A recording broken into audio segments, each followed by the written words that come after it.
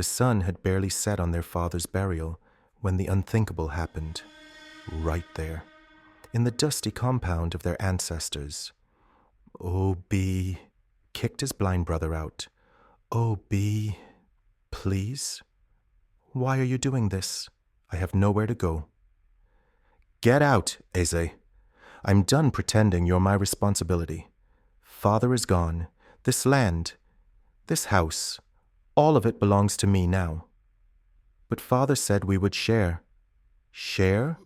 With you? You can't even see the ground you're standing on. What will you do with land? What will you do with goats?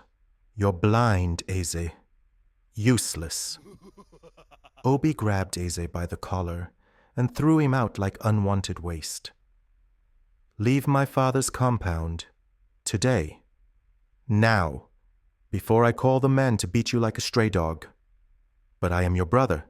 You are nothing to me. And with that, Obi slammed the wooden gate shut, right in his brother's face. Eze stood in the open road, alone, dust on his skin, tears in his empty eyes. The whole village watched in silence. No one spoke. No one helped. Who would dare stand against Obi? The man with the gold chains, the man with the loud voice, the man everyone feared. So Eze walked, step by step, into the wilderness. He had no food, no water, only the memory of his father's voice. Eze, my son, kind hearts never walk alone. But the night was long, and the forest showed no kindness. The forest floor was sharp with stones. Eze's feet bled, his clothes, already rags, tore even more. He stumbled, he fell, he crawled. Father, why did you leave me? Hunger twisted his stomach, his lips cracked with thirst. For 2 days he wandered blindly, feeling for life with trembling hands. On the 3rd day, his body finally gave up. Eze fell beside an ancient tree, a tree older than the village, a tree no one went near, a tree the elders said was alive with spirits. Just as the darkness of death crept toward him, he heard it, a cough, a small, soft cough. My child, help me. Who is there? With the last of his strength, Eze reached toward the voice. His hands touched old, fragile skin. The woman was trembling. She was stuck under a fallen branch. I cannot move. Please. Eze pushed. He pulled. He struggled. The branch was heavy, but he refused to stop. Finally, it rolled away. Why help me? You are dying yourself. Because I know how it feels to be abandoned. The old woman touched his face gently. Her fingers were warm, like sunlight. You cannot see with your eyes, but your heart sees far more. Eze felt something shift in the air. The forest stilled. The wind paused. Even the insects grew silent. This woman was no ordinary woman.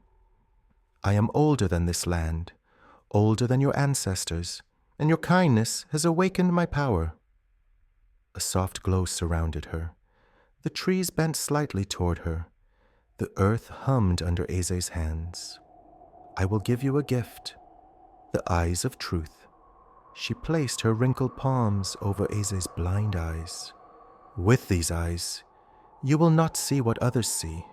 You will see people's hearts, their greed, their lies, their true nature, and with that truth, justice will walk beside you. Eze gasped, his empty eyes lit with a faint golden shine. Go, my son, right the wrong done to you. But remember, truth is a blade. Make sure your hands are clean when you use it. When Eze stood, the woman was gone. No footprints. No sign she was ever there. Only the gift, glowing faintly from his eyes.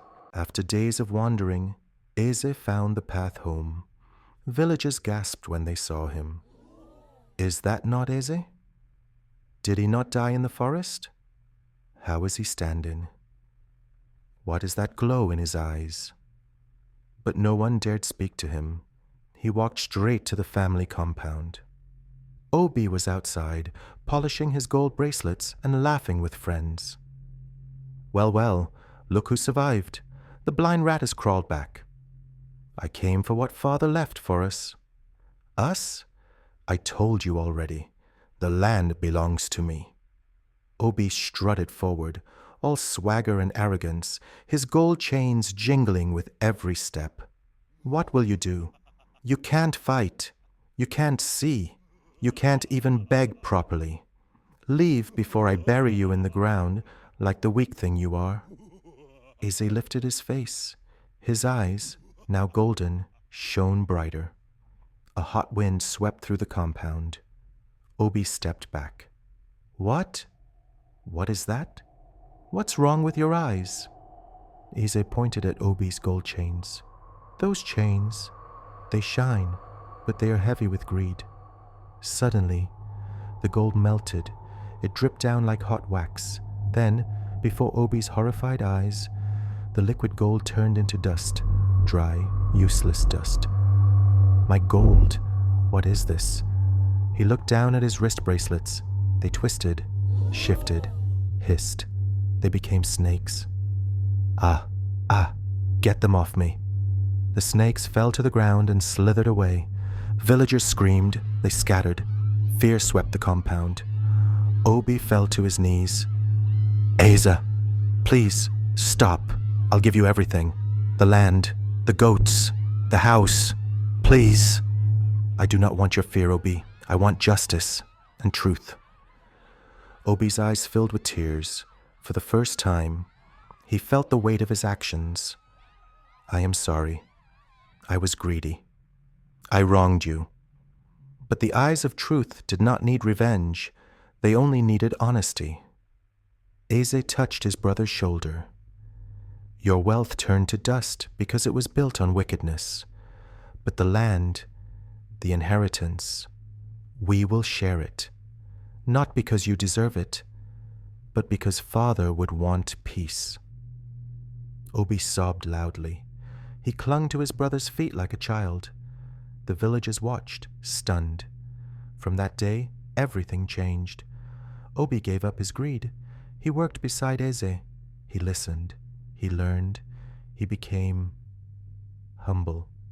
And Eze? Though his physical sight never returned, his eyes of truth guided him more than sight ever could. Villagers came to him for wisdom, for counsel, for justice. The brothers rebuilt their father's compound together, side by side, like family was meant to be. And so, this tale travels from village to village, whispered by fireside storytellers. It teaches one thing: greed blinds the soul far more than darkness blinds the eyes. When your heart seeks only wealth, you lose what truly matters. But when your heart seeks kindness, even the spirits walk beside you. May we all see with truth. May we all walk with humility. May we never allow greed to turn our gold into dust.